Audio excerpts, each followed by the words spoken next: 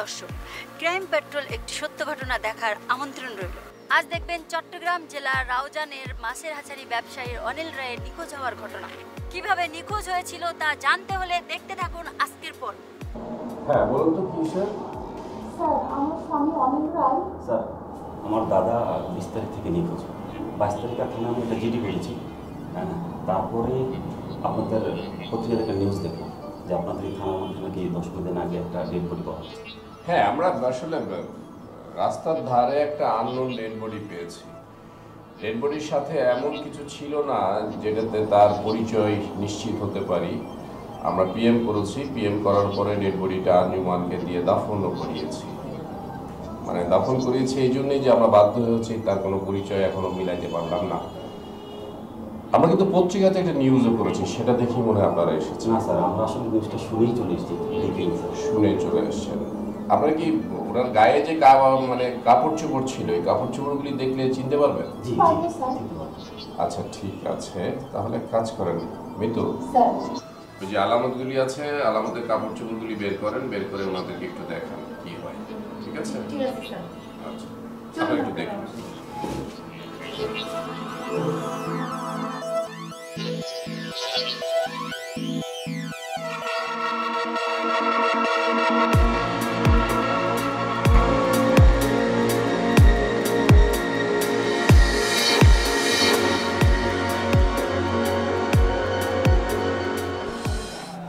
দেখুন তো এটা আপনাদের স্বজনদের কিনা।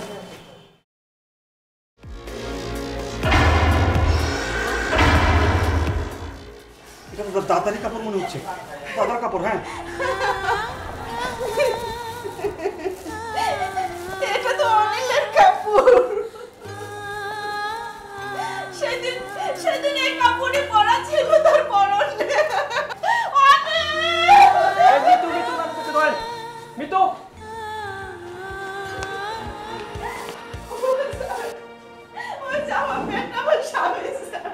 আপনি দিদি বসেন, বসেন দিদি, প্লিজ আপনি বসেন। আমি আপনার কথা শুনছি, বসেন। সাবধান। ওকে কোথায় দাফন করেছেন স্যার? আমি অনিলকে বাড়ি নিয়ে যাব স্যার। আপনি একটু ধৈর্য ধরুন প্লিজ। আপনার হাজবেন্ডের লাশ যদি হয়ে থাকে এটা অবশ্যই আপনি নিয়ে যাবেন। এটা আইনি কিছু ফর্মালিটিস আছে, ম্যাজিস্ট্রেটের পারমিশন লাগবে। আমি নিজেই করাই দেবো এগুলো নিয়ে আপনাকে চিন্তা করতে হবে না। মিতু, ম্যাজিস্ট্রেটের পারমিশন লাগবে। আকাশকে বলবো একটা ফরওয়ার্ডিং দিয়ে পারমিশন নিতে। ডেড বডি যেহেতু ওনারা নিয়ে যাবে, এটা তোমার একটা চ্যাপ্টার। সেকেন্ড থিং ইজ, আমাকে একটু ঘটনাটা বলেন, উনি কখন কিভাবে বাসা থেকে বের হয়েছিল, কবে, কার সাথে? ওই দিন ছিল 20শে জানুয়ারি, বিকেল 4টা নাগাদ হবে।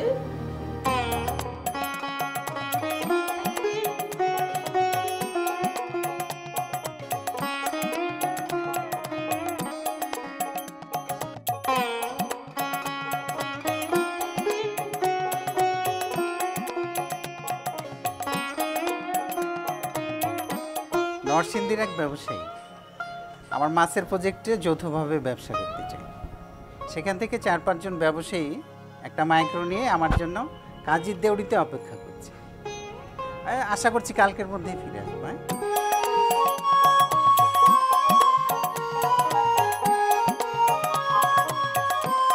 এই কেষ্ট, আগে বদিমণি, তোর দাদাকে গাড়িতে উঠিয়ে দিয়ে আয়। জি, আন্নে কোনো চিন্তা করিয়েন নাই, দাদার একেবারে সুন্দর মতন গাড়িতে উঠে দিয়ে আইয়া। আসি বলে কোনো প্রয়োজন হলে শ্যামলকে ডেকে নিও। হ্যাঁ, এই চল কেষ্ট।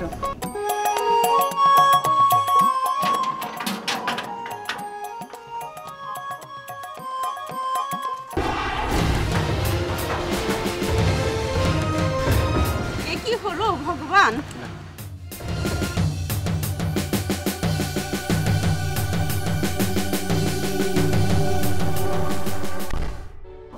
অনিলকে পৌঁছে দিয়ে আমাদের সঙ্গে দেখা পাবে।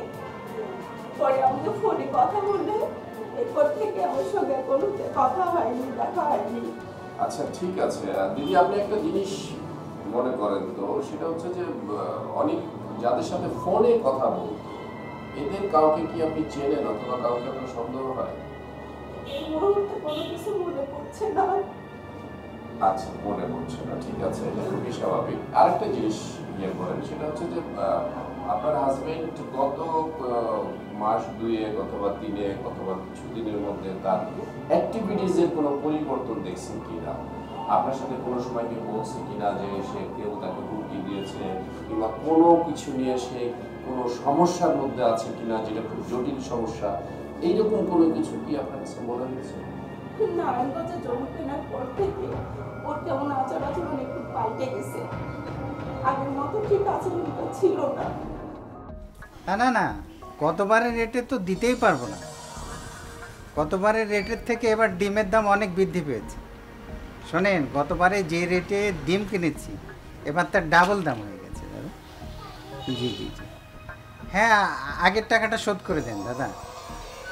না না, যেতে পারছি না, আমার ওই নারায়ণগঞ্জে একটা জরুরি কাজ আছে। হ্যাঁ জি দাদা, নারায়ণগঞ্জ থেকে ফিরে এসে দেখবো দাদা। টাকাগুলি আমার অ্যাকাউন্টে দিয়ে দিন দাদা। ওকে দাদা, ভালো থাকবেন, রাখছি।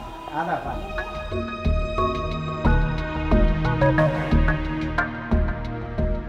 আচ্ছা অনিল, একটা কথা বলো তো, কি কথা? নারায়ণগঞ্জে এত ঘন ঘন যাও কেন? ইয়ে মানে নারায়ণগঞ্জে একটা নতুন ব্যবসার ধান্দা করছি, বুঝছো? কিসের ধান্দা? এখনো বলার সময় হয়নি, সময় হলে বুঝতে পারবে। সত্যি করে বলো তো, নারায়ণগঞ্জে তোমার কি? কি মানে? তুমি কি কোনো মেয়ের পাল্লাই পড়েছো? আজ কয়েক মাস ধরে না হলেও তুমি 20-25 বার নারায়ণগঞ্জে গেছো। এমন কি ব্যবসা করো যার কারণে বারবার তোমাকে নারায়ণগঞ্জ যেতে হচ্ছে? আমার অ্যাকাউন্টের টাকাগুলো তুলে নেওয়ার পর থেকে ফোনে চোরের মতো কথা বলো। ফোনে কার সাথে এত কথা বলো? এর আগে তো কখনো এমন করোনি। তোমার মাঝে এত পরিবর্তন কেন? ওহ মালতী, এ প্রসঙ্গে আমি তোমার সাথে আর একটা কথা বলতে চাই না। আমি এখন হ্যাসারির অফিসে যাচ্ছি, মাথাটা খারাপ করে দিও না। হ্যাঁ, ও আতে ঘা লেগেছে, আজ বুঝলাম কেন তুমি আমার অ্যাকাউন্ট থেকে টাকাগুলো তুলে নিয়েছো। তোমাকে এর আগে আমার সন্দেহ হয়েছিল। চুপ, মেজাজটা খারাপ করে দিও না। না বুঝে না শুনে বিভিন্ন কথাবার্তা বলছে, এটা কিন্তু ঠিক না। আর একটা কথা বলি, আমার বা তোমার অ্যাকাউন্টের টাকা আমি কখন তুলবো কখন রাখবো সেটা আমার ব্যাপার। স্যার, আমাদের ব্যবসা প্রতিষ্ঠানে কে আসতো কে যাইতো আমি কেষ্টর কাছ থেকে সব জানতাম। কি জানতেন? জানতাম কেষ্ট, আগে দাদা। তোর বদির সাথে কি আলাপ করিস? খুব তো আলাপ করিস। না তেমন কিছু না, এমনি জিগারি যে তো দাদা কারোর লগে কোনো কথা কয়নি, কোনো মাইয়া মানুষ তো দাদার কাছে আইনি। আইকো না, দাদার কাছে কোনো মাইয়া মানুষই আইয়ে না। এমনি মাঝে মাঝে মোবাইলে কথা কয়, খুব হাসি রসি দিয়া কি কথা কইতে কইতে অনেক সময় স্যারটার হয়ে যায়। আর ওই বোতলের কি আর হানি মিলাই টিলাই খায় আর কি, বন্ধু বান্ধব লই। ভাগ এখান থেকে। আই তো আর বেশি কিছু কই না তো। দুধ কলা দিয়ে একে বলে কালসা পুষ। এই তুই আমার চাকরি করবি? হ্যালো হ্যালো দাদা, নমস্কার। আমি নারায়ণগঞ্জ থেকে বশির বলতেছি। নারায়ণগঞ্জে বশির ভাই? জি ভাই বলেন। দাদা, আপনার সঙ্গে একটু কথা বলতে চাই। আপনি তো প্রায় নারায়ণগঞ্জে আসেন, সাক্ষাৎ হইলে একটু সামনাসামনি কথা বলতাম দাদা, খুব দরকার ছিল দাদা। কি বিষয় বলেন তো? দাদা সেই কথা সাক্ষাতে বলবো দাদা। আচ্ছা ঠিক আছে, 2-1 দিনের মধ্যে আমি যাব, গেলে আপনাকে জানাবো। হ্যাঁ রাখলাম দাদা। আদাব দাদা, আদাব। জি জি, আদাব। নারায়ণগঞ্জের তো মাইয়া মানুষ না, পুরুষ। তার মানে হেতে হইছে পুরুষ মানুষ, বশির।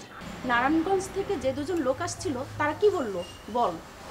ইয়ে বদি, আমি তো আর কাছে আসিলাম না, দূরে থেকে যতটুকু শুনছি আর কি।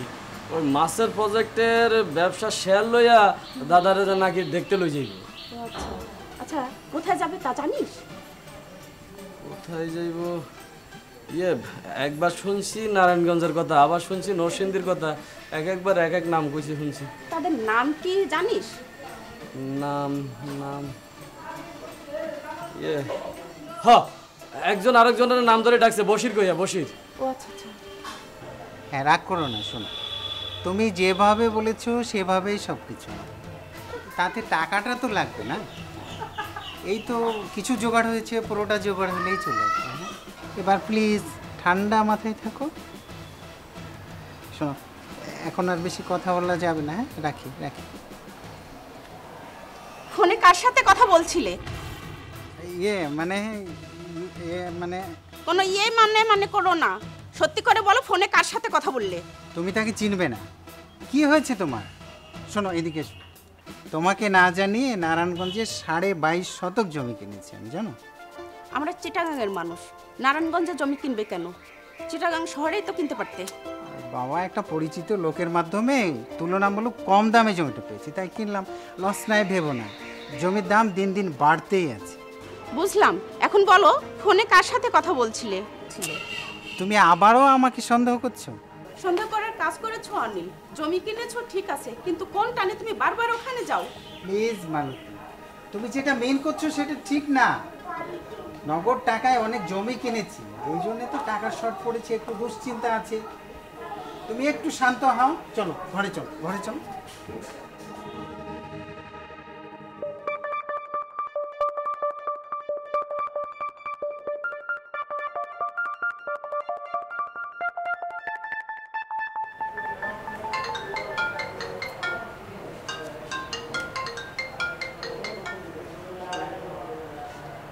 হ্যাঁ বসির দাদা, এ সপ্তাহ তো আমার নারায়ণগঞ্জে যাওয়া হলো না দাদা। কি সামনাসামনি কথা বলবেন? নারায়ণগঞ্জ তো আমি আসতে চেয়েছিলাম, হ্যাঁ, একটু ব্যস্ত থাকার জন্য কয়েকটি দিন দেরি হবে দাদা। কেন বলুন তো? আচ্ছা ঠিক আছে, কি বুদ্ধি নিতে চান? আর না না, এতে মনে করার কি আছে, আসতে চান আসুন, আর হ্যাচারিও দেখে যাবেন। তা কবে আসতে চাচ্ছেন দাদা? না ভাই, ওই 10-11 তারিখে আমি একটু বিজি থাকবো, তবে আপনি 13 তারিখে আসুন, ওই দিন আমি ফ্রি আছি। আসলে ফোন দিয়ে আসেন, কথা হবে। জি দাদা, রাখি দাদা, নমস্কার। কেষ্ট, আগে দাদা, তোর বৌদির কাছ থেকে বাজারের লিস্ট নিয়ে কি কি লাগবে লিখে নিয়ে। জি আগে, আমি অনে যাই দাদা। শোন শোন, তোর বৌদির মেজাজ মর্জি বেশি ভালো না, কি জানি আবল তাবল মাথায় ঢুকেছে, ও কিন্তু লিখে দিতে চাবে না। তুই একটু কৌশল করে লিখে দিস। আমি কোনো চিন্তাই করিয়েন না দাদা। ও বদলে গেছে।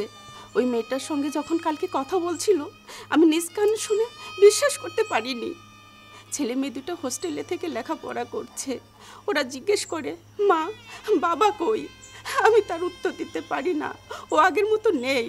বৌদি বৌদি, আচ্ছা আর তুমি কেঁদো না তো, তুমি কেঁদো না। দেখো, দাদার ব্যবসা বড় হয়েছে, তাকে অনেক ব্যস্ত থাকতে হয়, কিন্তু তুমি যা বলছো তা যদি সত্যি হয়, সেটা ধ্বংস হবেই। আমাদের পুরো রায় পরিবারের মান ইজ্জত সব লুটিয়ে যাবে। তুমি কোনো কিছু ভেবো না, আগে সত্যি মিথ্যাটা যাচাই করি, তারপর না হয় একটা ব্যবস্থা নেওয়া যাবে। আরেকটা কথা, বাবা কিন্তু এখনও বেঁচে আছে। তুমি বাবাকে আগে থাকতে কোনো কিছু বলতে যেও না, সে তোমাকে তার ছেলের বউ নয়, মেয়ের মতো জানে। আমি আগে ঘটনাটা জানি, তারপর না হয় ব্যবস্থা নেব। তুমি বরঞ্চ একটা কাজ করো, দেখো কোনোভাবে ওই মেয়েটার টেলিফোন নাম্বার জোগাড় করতে পারবে, ঠিক আছে? আমি তাহলে আসি। বদি, নমস্কার বদি। কেষ্ট, তোকে আমি মনে মনে খুঁজছিলাম রে। আরে বদি, আনারে খুঁজেন দেই তো আনার হনুমান আন্নার সামনে হাজির হয়ে গেছে। এবার কত তাড়াতাড়ি আয় আন্নার লাইন কি করতে পারি? তোকে বলছে না তোর দাদা কোন মেয়ের সঙ্গে কথা বলছে, অফিসে কে আসছে?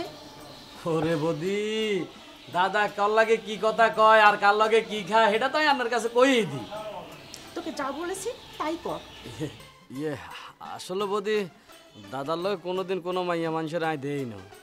তবে একটা কথা বদি, এই কার লগে জানি দাদা ঘন্টার পর ঘন্টা মোবাইলে কথা কয়, এত খুশ মেজাজে কথা কয় বদি, মনে করেন যে আসতে আসতে সেটটা লই ভাঙি চুরি নিচে হয়ে যায়। তোর দাদা কবে নারায়ণগঞ্জে যাবে তুই জানিস? যাইব কবে সেটা জানি না, তবে কার লগে জানি মোবাইলে কথা কইছে নারায়ণগঞ্জ যাইতে একটু লেট হইব। তো ওই বেড়ায় নাকি 13 তারিখে আবার আমাকে ইয়ান আইতাছে, এতটুকু পর্যন্ত জানি বদি। তোর দাদা এবার যখন নারায়ণগঞ্জে যাবে, তুই তার পিছন পিছন চুপি চুপি যাবি, গিয়ে দেখবি। হ্যাঁ, সেটা নাইলে পাইলাম, কিন্তু আর কত হয়েছে আই হেয়ানা গেলে আর কামটা করব কি? ও নিয়ে তোকে চিন্তা করতে হবে না, আমি দেখে নিব ফোন। আরে ওখানে বাজারে কি কি লাগবে এখন কাগজের মধ্যে আরে তাড়াতাড়ি লই দেন, আই বাজারে তো হদাই লই আই। কিচ্ছু লাগবে না, ও না খেয়ে থাকবি। হ্যাঁ, এটা কি কইতাছেন বৌদি? এই কামটা মোটেও ঠিক হইতো না। আপনি এক কাজ করেন, দাদার লগে আপনি আজকের তো অভিনয় শুরু করে দেন। কোনো রকম দাদারে বুঝতে দিয়েন না, আপনি যেন হেতারে যে সন্দেহ করেন, বুঝছেন নি? আর বাইকটা তো আই আসি, সব খোঁজ খবর আনি আই আপনার কাছে দিয়াম। যান তাড়াতাড়ি আরে বাজারে লিস্ট কেন আনি দেন। তোকে কি বলছি বুঝছিস? হ্যাঁ বুঝছি। তোর দাদার পক্ষ নিবি না তো, মনে রাখিস। আচ্ছা দিদি আপনি একটু ধৈর্য ধরুন প্লিজ, আপনি একটু শান্ত হন। আচ্ছা দিদি আমাকে বলুন তো আপনার অ্যাকাউন্ট থেকে কত টাকা নিয়েছিল লাস্ট? 14 লাখ। 14 লাখ। 14 লাখ। আপনার কি মনে হয় যে পরকীয়ার কারণে অনিলকে খুন হতে হয়েছে? আমি ঠিক জানি না, তবে অনিলের আচার আচরণ আমার কাছে ভালো ঠেকতো না। ও কেমন যেন একটু ভাব কেমন যেন করতো। না না দাদা, জমি আমি বিক্রি করবো না। সিটি কর্পোরেশন ঘোষণা হয়েছে, দাম বাড়ছে। আমার ইচ্ছা আছে যে ওখানে আমি প্ল্যান করে কিছু করবো, দেখি ভগবান কি করে। সরি দাদা। জি জি। জমি কেউ কিনতে চাচ্ছে মনে হচ্ছে। জমির দাম হু হু করে বাড়ছে। 22 লাখ টাকার জমি 1 কোটি টাকা বলছে। নানা জনে এটা বিক্রি করার জন্য ঝামেলা, আবার কেউ কেউ হুমকি দেওয়ার জন্য চেষ্টা করছে। কিনতে চাইলে বিক্রি করে দাও, ও আপদ রাখার দরকার নাই। না না মালতী, এই জমি আমি বেচবো। তা বিক্রি করবে কেন? জমি তো কিনেছো অন্য উদ্দেশ্য। নতুন বউকে ওই বাড়ি উপহার দিতে হবে না, নইলে এই বুড়ো বেটাকে বিয়ে করবে কি? ও মালতী, তোমার মাথা ঠান্ডা করো। ব্যবসায়িক কারণে এমনি আমি বিভিন্ন দুশ্চিন্তার মধ্যে আছি, তারপর তোমার এই সন্দেহের বাতিক আমাকে অস্থির করে তুলেছে। প্লিজ মালতী, তোমার ওই বাজে ভাবনা মাথা থেকে হটাও। আমি তোমার ফোনে সব কথাই শুনেছি। তুমি মনে করো না কোনো কিছু করে পার পাবে। আমি ওই রায়বাড়ির বউ। আর কারোর সাথে কি দিদি আপনার হাজবেন্ড কথা বলতো এমন মনে পড়ে আপনার? মনে পড়েছে বসির। বসির এই কেষ্ট 2-3 বার নাম বলছিল এবং আমার হাজবেন্ড আমাকে বসিয়ে রেখে ওই বসির বসির করে চিৎকার করতো ফোনে। বশির, তার মানে বশিরকেও আমাদের দরকার হবে, কেষ্টকে দরকার হবে, আর পরকীয়াটাও না হয় আমি খুঁজে দেখব। মিতু স্যার, কেষ্টর ফোন নাম্বার নেবেন, বশিরের ফোন নাম্বার যদি না দিতে পারে কবে কখন কোন সময় কথা বলেছে টাইমটা নেবেন, আর কেষ্টকে ফোন করে আসতে বলবেন। আর দিদি আপনি ডেড বডি নিয়ে যাবেন, ব্যবস্থা আমি সব করে নেব, কোনো সমস্যা নাই। আর এটা কি কারণে হয়েছে এটা খুঁজে বের করার দায়িত্ব আমার, আপনি একটু ধৈর্য ধরবেন, ঠিক আছে? নমস্কার।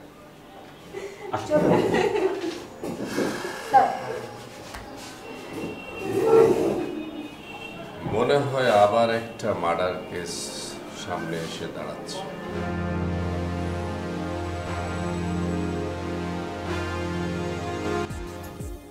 হ্যাচারির ব্যবসা, এইদিকে নরসিংদীতে হ্যাচারি, ওইদিকে নারায়ণগঞ্জে জমি। চিটং, নরসিংদী, নারায়ণগঞ্জ, তার মানে কি যে অবস্থা হবে আল্লাহ জানে। আচ্ছা একটা জিনিস খেয়াল করেন, সেটা হচ্ছে যে অনিল চৌধুরী কার কার সাথে কথা বলতো গত 1 মাসের ডিটেলসটা আমাদের দরকার। Number 1, note down please. And number 2, Anil Chowdhury নারায়ণগঞ্জে কোন জায়গায় জমিটা কিনেছে, কার সাথে ডিলিং করেছে সেটা।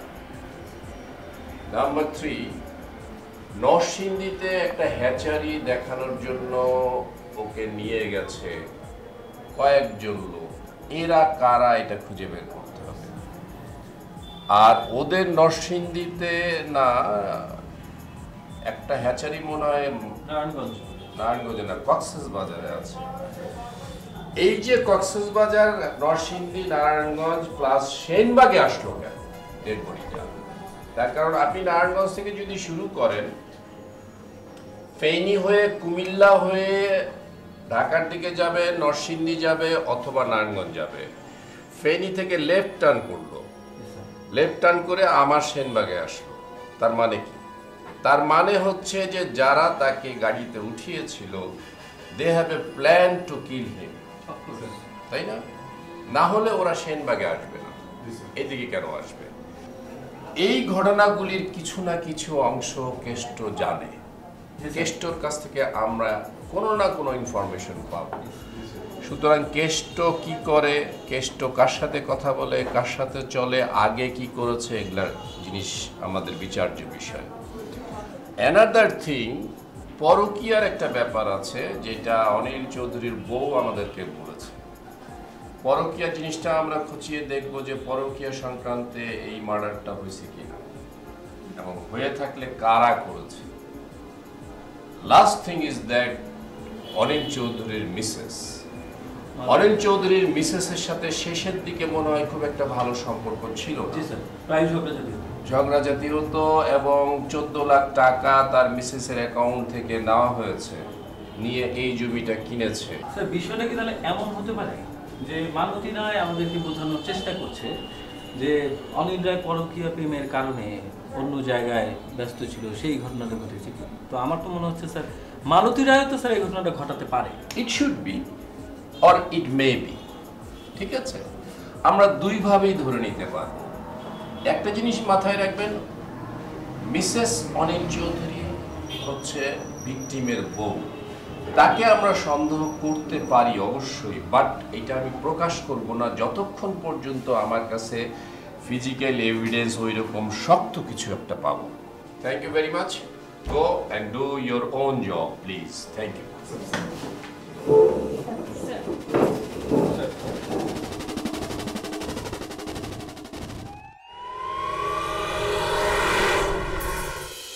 মামলাটি বেশ জটিল, কারণ অনিল রায়ের বাড়ি চট্টগ্রামে আর তার লাশ পাওয়া যায় নোয়াখালী সেনবাগে। অনিল রায়ের পরিবারের তথ্য অনুযায়ী সেনবাগে তার লাশ আসার কথা না, তাহলে সেনবাগে কিভাবে অনিল রায়ের লাশ এলো? পুলিশের সন্দেহের তীর গিয়ে পড়ে নারায়ণগঞ্জ নরসিংদীতে। এখন দেখা যাক খুনের রহস্য কিভাবে উদ্ধার হয়।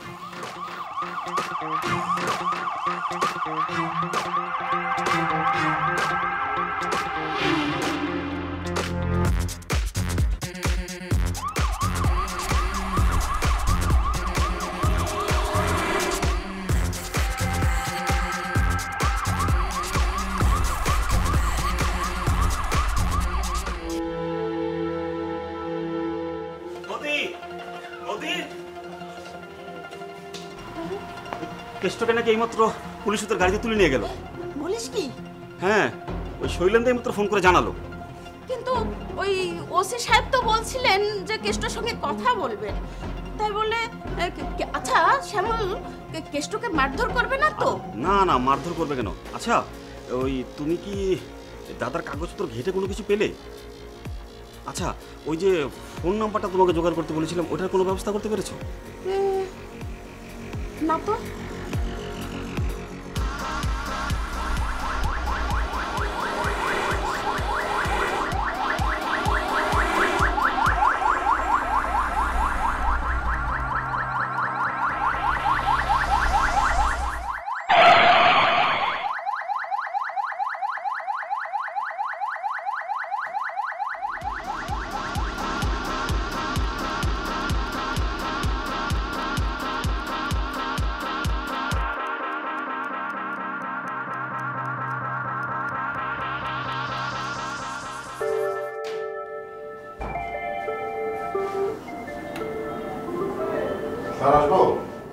হ্যাঁ আসেন আসেন আসেন, প্লিজ প্লিজ।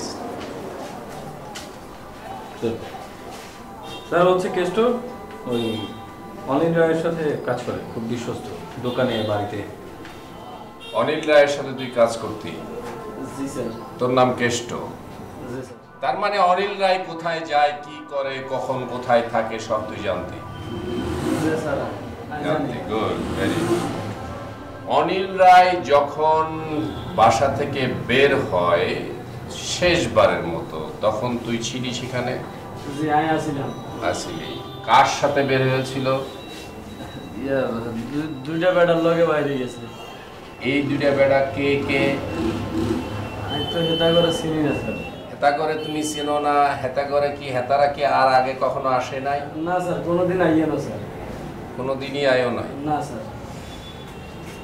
তবে স্যার একটা কথা আছে স্যার, আঙ্গ দাদা একটা বেটার লগে সবসময় ফোনে বড় বড় করে কথা কইতে, একটা জোর জোর করে জোর জোর করে কথা কইতো। এই বেটার নাম কি? বেটার নাম মানে যে যখন কথা কইতো তখন তো চিল্লায় চিল্লায় নাম কইতো না? হ্যাঁ, নাম কইতো বশির। বশির, বশির। এই বেটার বাড়ি কই জানোস নি? এই বেটার বাড়ি কই জানি না, তবে দাদা এটার লগে কথা কই নারায়ণগঞ্জ যাইতো। তার বাড়ি এটার বাড়ি নারায়ণগঞ্জ যাইতো স্যার। আচ্ছা, এত লোকে কথা কইতো নারায়ণগঞ্জ যাইতো, তার মানে নারায়ণগঞ্জ। আচ্ছা, যেই দুইটা লোক তার সাথে ছিল যখন বাসা থেকে বের হয়, এই দুইটা লোকের চেহারা তুই আগে কখনো দেখেছিস? না স্যার, এটা করে আর কোনোদিন দেই না। আচ্ছা, এবার দেখলে চিনতে পারবি তুই? হ্যাঁ স্যার, দেখলে চিনতে পারিম স্যার। তবে স্যার একটা বেটার একটা মরে গেল এটার বলতে পারতাম না। এটা স্যার আর একটা খুব স্পষ্ট মনে আছে স্যার।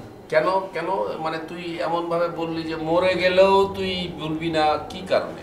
একবারে হেটা স্যারের লগে আর নিমাই দাদার লগে একবারে মিলে আছে। আর এক দাদার নাম আছে নিমাই। আচ্ছা, গুড। তার মানে কেষ্ট, আচ্ছা ও তো চিনবে, তার মানে কেষ্টকে আপনারা রাখেন, রেখে কথা বলেন, ওকে খাওয়া দাওয়া করান, তারপরে দরকার হলে ওকে নিয়ে যাবেন নারায়ণগঞ্জ যখন যাবেন, নরসিংদী যখন যাবেন, ওকে সাথে নিয়ে যাবেন।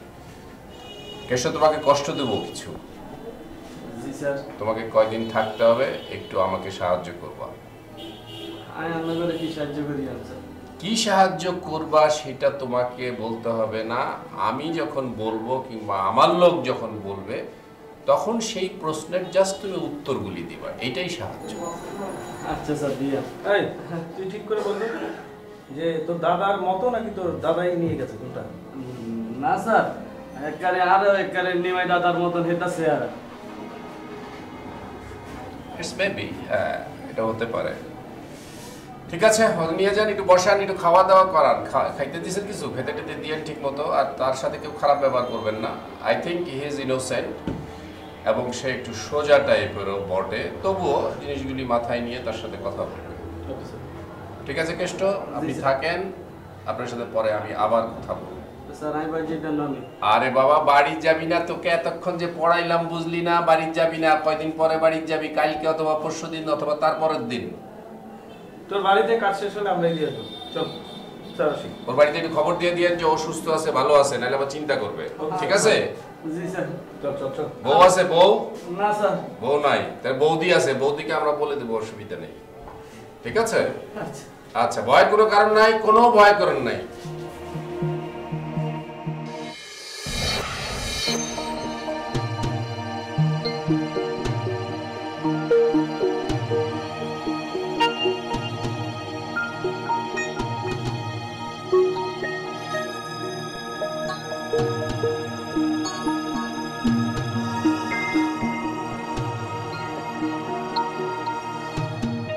স্যার, অনিল বাবুর কল লিস্টে একজন ভদ্র মহিলার নাম্বার পাওয়া গেছে। ভদ্র মহিলার নাম্বার? জি স্যার। আরে বাবা, এটা অনেকক্ষণ কথা বলছে দেখি। জি স্যার। স্যার, তার নাম শ্রাবন্তী। শ্রাবন্তী কি করে, খোঁজ নিয়েছিলেন? জি স্যার। স্যার, সে একজন স্কুল শিক্ষিকা। শিক্ষিকা? জি স্যার। মমিতা, এই যে ডিটেলসগুলি যখন সাসপেক্ট করবেন তখন আপনি এটা আন্ডারলাইন করবেন সুন্দর করে, না হলে তো আমি বুঝি না জিনিসগুলি। জি স্যার। এটা নরসিংদীর সাথে, নরসিংদী, এটা কার নাম্বার? স্যার, জামিরের। জামিরের নাম্বার, গুড। জামিরের সাথে আর একটা কার আছে? নারায়ণগঞ্জের বশির।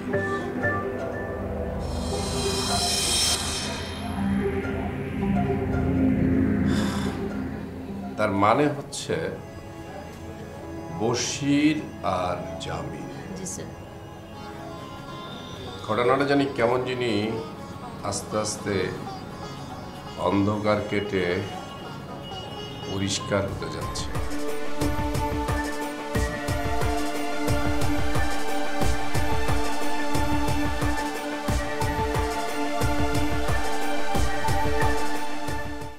ওসি নারায়ণগঞ্জ বলছেন? হ্যাঁ ভাই, আমার নাম আশরাফ, আমি সেনবাগের ওসি বলছি, নোয়াখালীর। কে বলছেন? এনাম? আরে এনাম, আপনি কবে গেছেন ওইখানে? ভালোই হলো। যাই হোক, কাজের কথায় আসি। সেটা হচ্ছে যে একটা আননোন ডেড বডি আমি পেয়েছিলাম, একটা মার্ডার কেস নিয়েছি।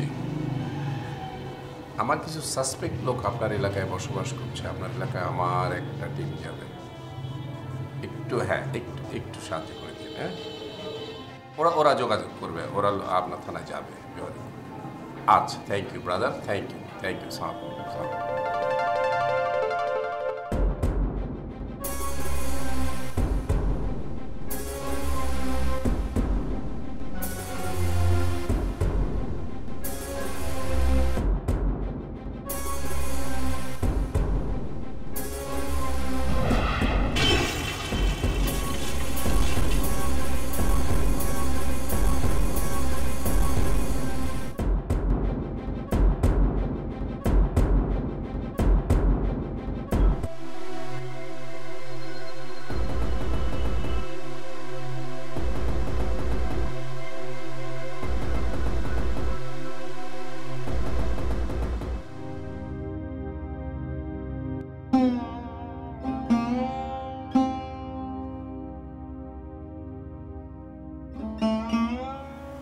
বৌদি, কেষ্ট কি ফিরেছে? চিটাগাং থেকে ফেরার পথে ওসি সাহেব আবার ডেকে নিয়ে গেছে। আবার আবার ডেকে নিয়ে গেল কেন? জানি না রে শ্যামল, ওকে নিয়ে কেন পুলিশ এত টানা হেঁচড়া করছে। আচ্ছা, ওকে দিয়ে আবার উল্টাপাল্টা কোনো কিছু বলিয়ে নেবে না তো? কি বলাবে? তুমি জানো না বৌদি, ভেতর ভেতর অনেক কিছু ঘটে যাচ্ছে। তোমার মনটা ভালো নেই, তাই তোমাকে বলা হয়নি। কি বলছিস আবল তাবল? আবল তাবল না বৌদি, থানার ওসি সাহেব নাকি তোমার ব্যাপারে খোঁজ খবর নিচ্ছে। আমার বিষয়ে খোঁজ নিবে কেন? শুধু তুমি না বৌদি, ওসি সাহেব নাকি আমার ব্যাপারে খোঁজ খবর নিচ্ছে। হাই ভগবান, বলিস কি শ্যামল, শত্রুরা আমাদের পেছনে লাগেনি তো? আমি তো কিছু বুঝতে পারছি না, হঠাৎ করে পুলিশ আমাদের খোঁজ করতে যাচ্ছে কেন? কেষ্টকে আসার সময় ফোনে একটু ভয় ভয় লাগছিল, তারপর আসতেও দিল না। কেন জানি সে একটু ভয়ও পেল। এসব কি হচ্ছে শ্যামল? আমার মনে হচ্ছে পুলিশ সন্ধ্যের তালিকায় আমাদেরকেও রেখেছে। রাখলেই হলো। আগে যাও। আপনারা আর হলে এরকম শুরু লাগাইছেন কিনলে, আর হলে আপনারা আনটেন কিনলে। মানে কি? এই, তুই কি চাস না যে তোর মালিকের খুনিরা ধরা পড়ুক? হ্যাঁ, এটা তো চাই, এটার দায়িত্ব তো আর নেগো, আর নেই দায়িত্ব। হ্যাঁ, আমাদের দায়িত্ব, কিন্তু তোর হেল্প লাগবে। বেশি কথা বলবি না, দেখেছিস? একদম গুলি করে দেবো। এই তো স্যার। আপনি ওকে একটু নজরে রাখুন। জি স্যার।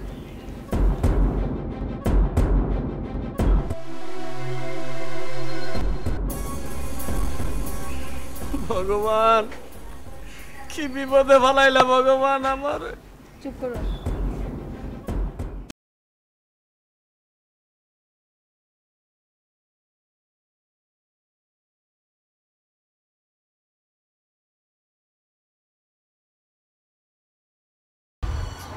হ্যাঁ আকাশ। হ্যাঁ ইউসুফ, জামির সম্ভবত গা ঢাকা দিয়েছে। হোয়াট? তাহলে এখন উপায়? আচ্ছা, আপনি তো একটা সময় এই থানাতেই ছিলেন, তাই না? হ্যাঁ হ্যাঁ আকাশ। আপনার কোনো সোর্সের সাথে আলাপ করে যদি তার হেল্প নেওয়া যেত। হ্যাঁ আকাশ, আমি এখন ওটার জন্য অপেক্ষা করছি। আসলে আমি যে লোকটার জন্য অপেক্ষা করছি ও একটু ধুরন্ধর প্রকৃতি। আগে ক্রাইম করত, বিয়ে করার পর ভালো হয়ে গেছে। আমি ওইখানে থাকা অবস্থায় ও আমাকে খুব হেল্প করেছে কয়েকটা কেস সলভ করতে। আচ্ছা ইউসুফ, টেনশনের কিছু নেই। ওই ওসি স্যারের পুরনো এক সোর্সের সাথে আমার যোগাযোগ হয়েছে, দেখি কি করা যায়। আচ্ছা আকাশ, কেসটা কোথায় এখন? ও কি আপনার সাথেই আছে? হ্যাঁ হ্যাঁ, ও আমাদের সাথেই আছে। আচ্ছা ওকে, ঠিক আছে আকাশ, আমার কাছে কোনো নিউজ এলে আমি আপনাকে জানাবো, আর আপনিও আমাকে জানাবেন। হ্যাঁ অবশ্যই। আচ্ছা ইউসুফ, থ্যাংক ইউ। হ্যাঁ, ওকে, বাই।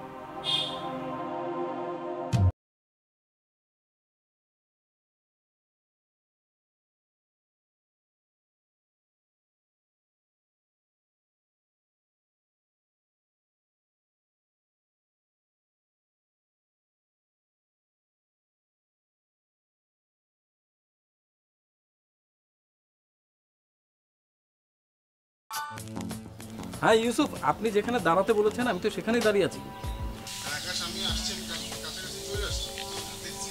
আচ্ছা হ্যাঁ হ্যাঁ দেখেছি দেখেছি, হ্যাঁ তুই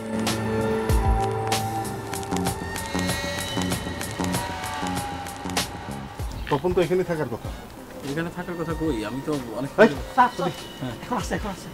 তুই কি শিওর? জি স্যার। ওকে একা আছে নাকি? জি একাই আছে সে।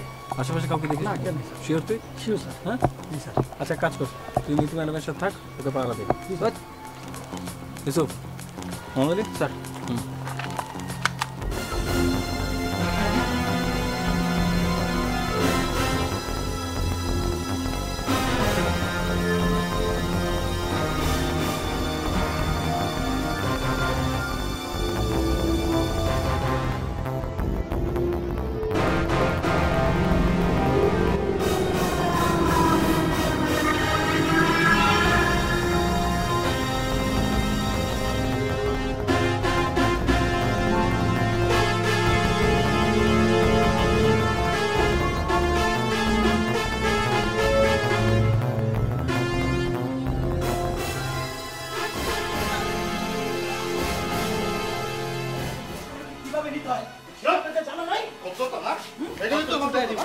অবশ্যই ভদ্রতা।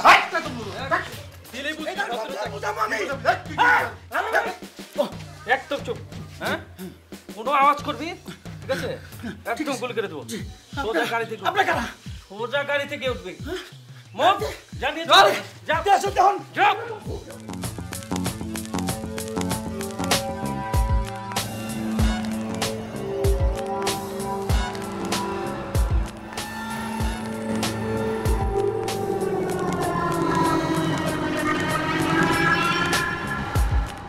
স্যার স্যার এই লোকটা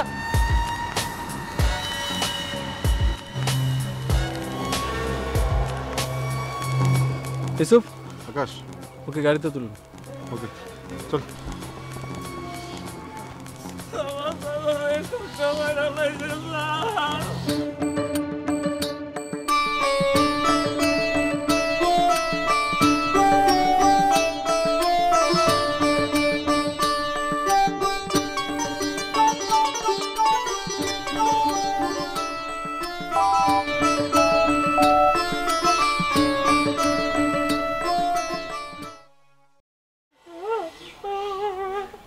আচ্ছা মিতু স্যার আপনার সামনে দাও না।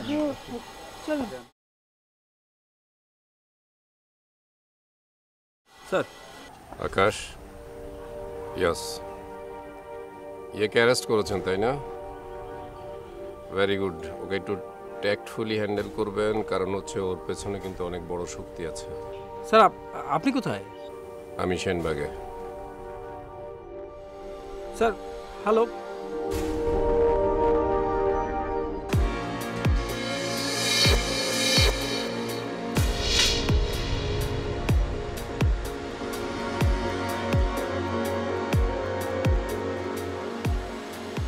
স্যার সেনবাগে আমাদেরকে দেখলো কি করে? তাহলে বোধহয় স্যার আশেপাশে কোথাও আছে।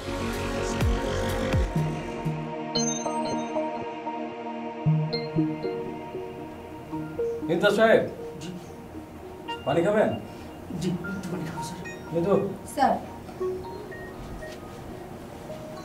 পানি খেলে সব কথা বেরোবে তাই না? স্যার নেন পানি খান।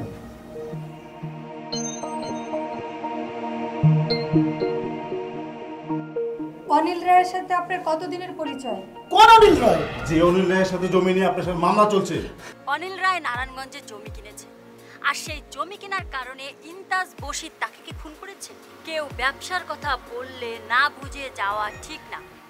অনিল রায় যে কি ভুল করেছিল তা জানতে হলে দেখতে হবে আগামী পর্বে ক্রাইম পেট্রোল একটি সত্য ঘটনা। সেই পর্যন্ত ভালো থাকুন, সুস্থ থাকুন, সাবধানে থাকুন। আগামী পর্ব দেখার আমন্ত্রণ রইল। আল্লাহ হাফেজ।